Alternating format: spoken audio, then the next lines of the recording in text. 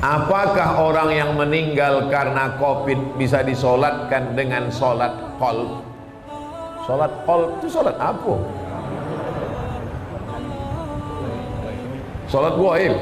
Oh, saya baca pula gitu Q. Solat gaib. Jadi kalau ada orang meninggal kena COVID, setelah digulung sama dokter di rumah sakit pakai plastik itu, udah digulungnya pakai selasiban itu, tak bisa lagi disentuh, masuk di dalam mobil ambulan, sholatkan aja dari luar mobil tuh kalau dikasih dokter. Kalau tidak dikasihnya, langsung dikuburkannya, dikebumikannya, maka anak menantu, cucu, cicit, kawan, jiran, tetangga sholat dari atas. Ini kubur, sana kiblat, ini kubur, ini kepala jenazah, ini kakinya. Kalau dia laki-laki, berdiri pas di arah kepala. Kalau jenazah itu perempuan, berdiri pas di arah pinggang. Sholatlah di atas. Ini kubur, di atas kubur itu sholat. Allah usolli ala hazil janazah arba'at takbiratin fardul kifayah, makmuman atau imaman lillahi ta'ala. Allahu akbar, Fatihah. Allahu akbar, selawat. Allahu akbar, Allahumma firlahu warhamhu. Allahu akbar, Allahumma la tahrimna ajrahu, dan seterusnya. Berapa hari Pak Ustaz? 3 hari 3 malam. Masih bisa. Mana dalilnya? Dalilnya begini. Datanglah Nabi bertanya tentang tukang sapu masjid. Mana perempuan tukang sapu masjid ini yang kemarin nampak aku, kata Nabi. Kata sahabat, udah meninggal dia ya Rasulullah. Kenapa kalian tak kasih tahu aku? Untuk apalah kami kasih tahu? Dia kan cuma tukang sapu, orang remeh-temeh sepele. Nabi minta tunjukkan mana kuburnya, ditunjukkan. Nabi langsung sholat jenazah di atas kuburnya. Maka kata ahli fikih, masih tetap bisa sholat jenazah 3 hari 3 malam. Bagaimana kalau anak menantunya jauh, datang sesudah seminggu? Pakai pendapat fatwa ulama yang kedua dalam kitab fikih, masih bisa disolat jenazahkan selama jenazahnya belum hancur dimakan cacing tanah.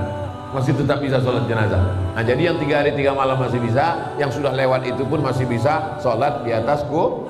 Yang berkecil hati. Tapi kalau jenazahnya di Papua,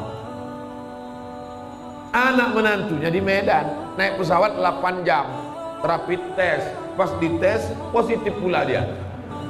Nauzubillah. Oleh sebab itu maka dia sholat gaib saja dari Medan. Aku sholat gaib untuk almarhum Fulan bin Fulan di sana. Jadi dua-dua bisa dilaksanakan. Sholat yang tak gaib bisa dilaksanakan di atas. Jangan bersedih hati karena banyak ini anak cucu keturunan jiran tetangga kawan merasa sedih karena tak bisa sholat jenazah. Bisa dilaksanakan dari atas. Wallahu a'lam bishawab. Ini tentang sholat gaib. Apakah orang yang meninggal boleh disolatkan berulang kali? Boleh solat jenazah berulang kali, boleh solat gaib berulang kali, bolak-balik. Nabi Muhammad SAW itu jenazahnya tak dibawa keluar. Jenazah Nabi itu di dalam kamar itu kecil, maka berganti-gantian sahabat solat keluar, berkeloter. Yang tak boleh berkali-kali itu menyembelih binatang, tak boleh. Binatang kalau sudah disembelih diangkat pisau, haram hukum. Makanya pisau itu tak boleh ditarik sekali. Tengoklah video saya yang motong-motong kurban.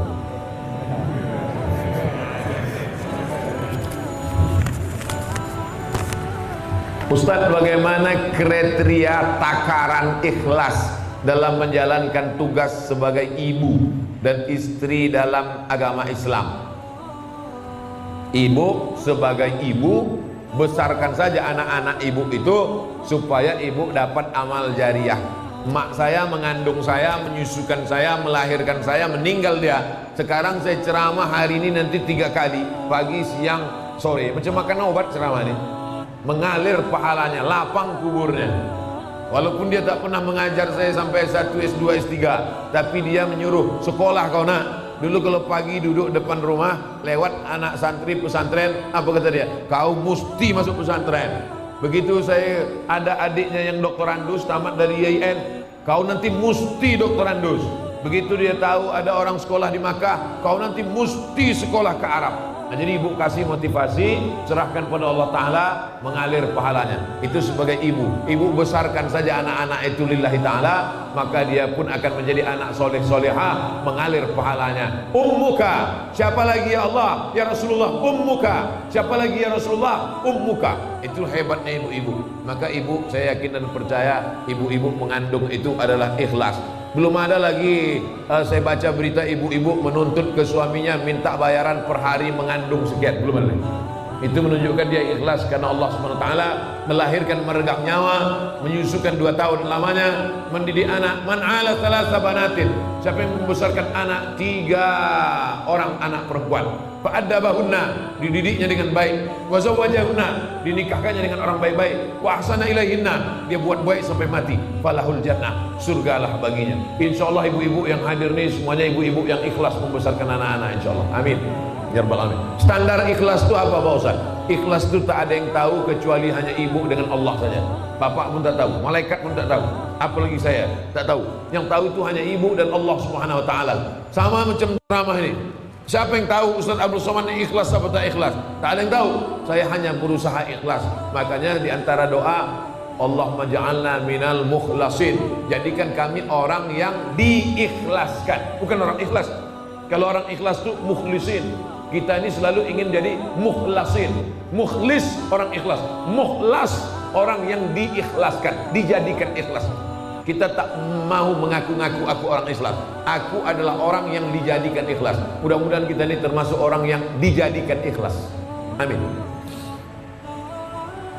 Sehubungan dengan COVID-19 yang mewajibkan kita memakai masker saat aktivitas di luar rumah. Apa hukumnya jika kita sholat pakai masker?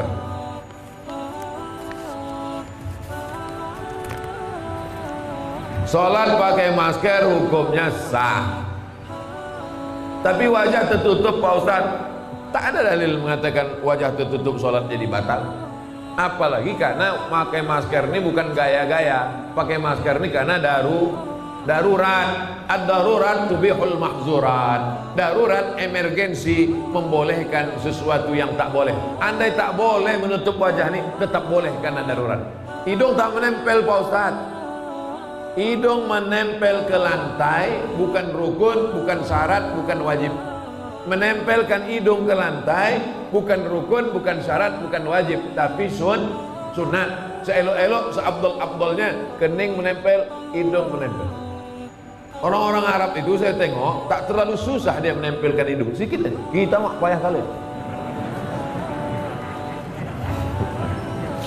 Jangan tengok orang-orang Arab supaya sedikit aja kena. Kita terpaksa ditekuk baru kena. Menempelkan hidung ke lantai bukan rukun, bukan syarat, bukan wajib, sunat. Maka kalau meninggalkan sunat pun hanya makruh. Meninggalkan yang wajib haram, meninggalkan yang sunat makruh. Tapi karena darurat, ini dalam keadaan darurat. Yang darurat membolehkan, yang terlarang sekalipun boleh. Makan babi boleh apa tak boleh? Tak boleh. Kalau darurat boleh. Kenapa kau makan? Darurat. Pilihannya cuma 2, mati atau makan babi. Boleh kita pilih mati? Tak boleh. Makanlah babi itu sementara dapat pisang. Tapi udah datang pisang kan kau makan lagi. Kenapa kau makan ini? Darurat. Tapi ada pisang, enak pula aku rasa. Maka boleh. Ustaz, saya ada utang dengan orang. Saya bayar utang saya. Tapi karena ada pandemi ini, pandemi itu wabah. Pandemi itu artinya wabah yang menyebar, itu pandemi. Dan banyak juga orang sekarang pandemi, kata orang pandemi gitu deh. Entah apa pandemi, entahlah pokoknya pandemi. Pandemi itu wabah yang menyebar. Saya ada utang dengan orang, saya mau bayar utang saya. Tapi karena pandemi ini pemasukan saya berkurang, jadi saya bayar semampu saya. Tapi orang ini selalu menyumpahi saya. Apakah sumpahnya itu dikabulkan Allah?